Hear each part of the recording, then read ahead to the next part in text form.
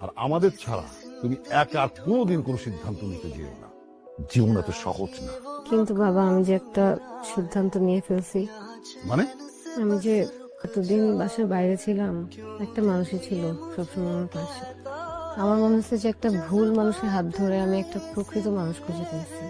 আসিফের লিস্ট আমি কখনো ছিলামই না। একটা মানুষ যে ভালোবাসার আগে একটা মানুষকে কেয়ার করে, সেটা আসিফ কখনোই আমাকে করেনি। তুই এগুলো কি বলতেছিস মা? তুমি আবারও একই ভুল করবে নিতু। না বাবা, ভুল করতে চাই না দেখে আমি চাই যে তোমাকে পরীক্ষা করে দেখাতে সে আমাকে কতটা কেয়ার করে। পরীক্ষা, এসব পরীক্ষা টরীক্ষা আমি একদম বিশ্বাস করি না। তোমার কথা শুনেই আমার আগ্রহ চলে গেছে।